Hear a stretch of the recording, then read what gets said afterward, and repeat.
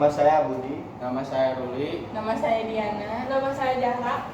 Kami di sini akan mempresentasikan materi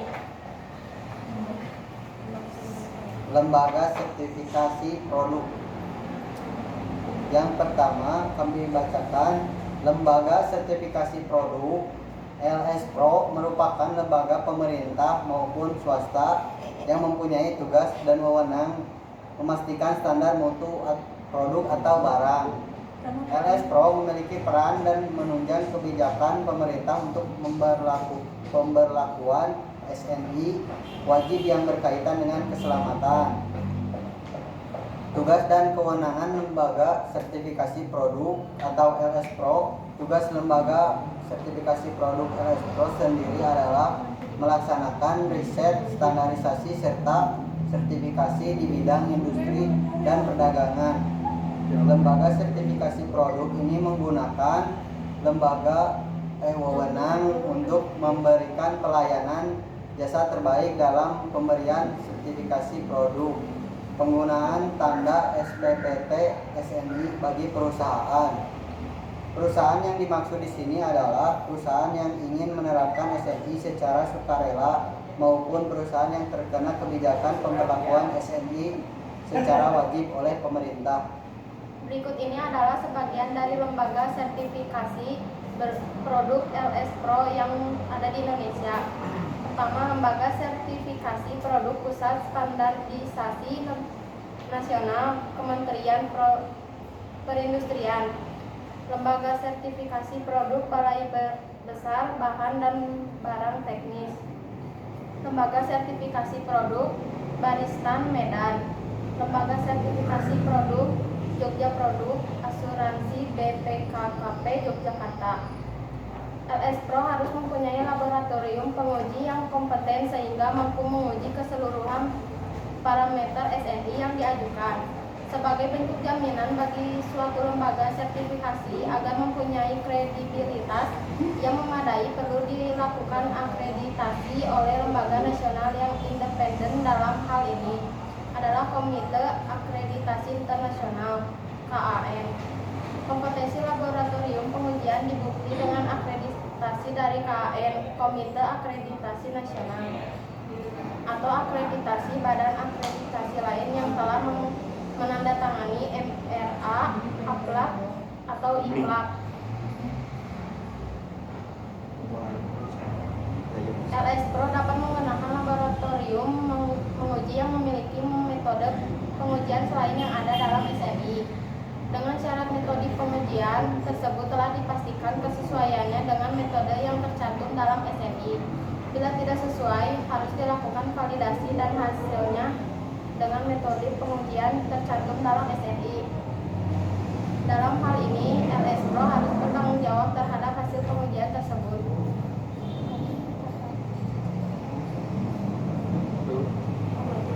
Tata cara permohonan sertifikat produk penggunaan tanda SNI ke LS Pro.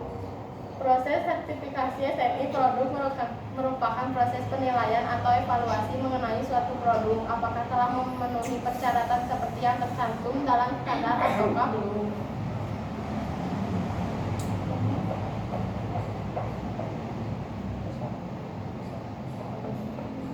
Untuk itu yang harus dilakukan oleh pemohon ketika ingin mendapatkan sertifikasi SNI untuk produknya adalah memastikan jenis produk apa yang ingin disertifikasi, mengecek apakah produk kamu tersebut sudah ada standarnya.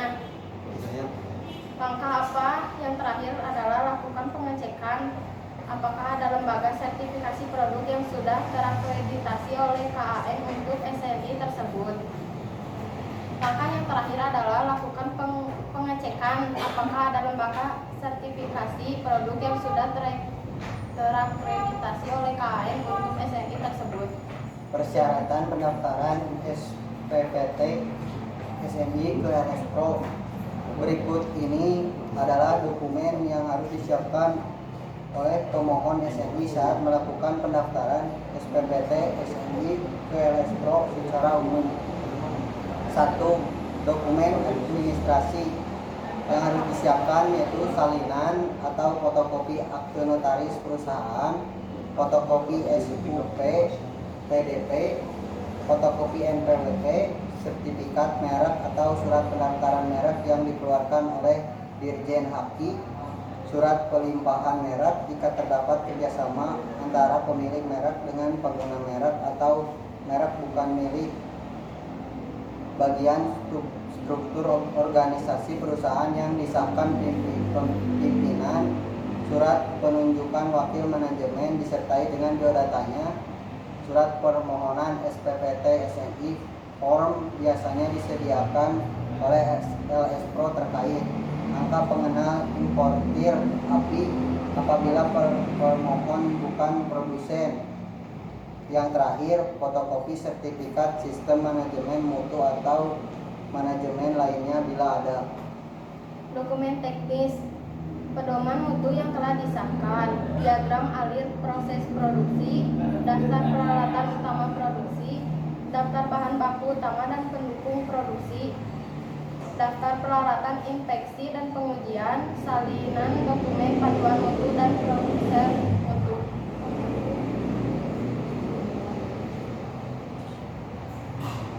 Yang kedua, mengisi formulir permohonan SPPT SNI. Daftar lain permohonan SPPT SNI dilampiri. Pertama, fotokopi sertifikasi sistem manajemen mutu SNI 9001 sampai 2001 yang dilegalisir.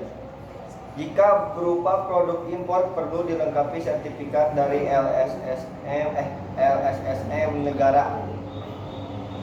Pada tahap pertama ini biasanya proses berlangsung selama 1 hari. 2. Verifikasi permohonan. LS Pro Pustan melakukan verifikasi meliputi semua persyaratan untuk SPPT SNI.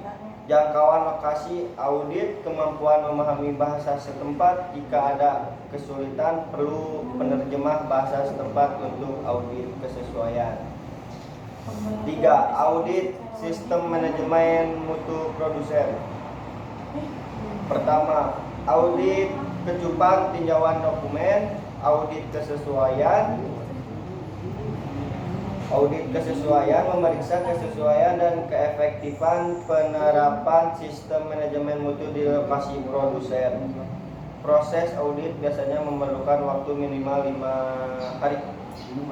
4. Pengujian sampel produk. Jika diperlukan pengambilan sampel untuk uji laboratorium, pemohonan menjamin akses tim asesor dan petugas mengambil contoh PPC. 5. Penilaian sampel produk. Laboratorium penguji penerbitan sertifikasi hasil uji bila hasil pengujian tidak memenuhi persyaratan SNI.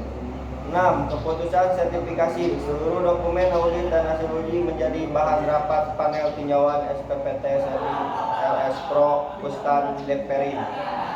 7. Pemberian SPPT SNI LS Pro Pustan melakukan klarifikasi terhadap perusahaan atau produsen bersangkutan. Proses klarifikasi ini perlu waktu 4 hari kerja.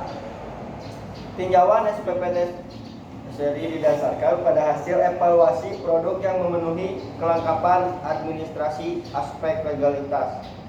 8. Gaya pengurusan SNI berdasarkan peraturan pemerintah RI nomor 63 tahun 2007 yang berlaku pada Kementerian Perindustrian biaya SNI sebagai berikut.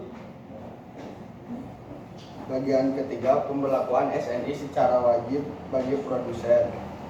SNI atau Standar Nasional Indonesia adalah sebuah standar yang diberlakukan oleh pemerintah atas suatu produk yang dihasilkan oleh produsen.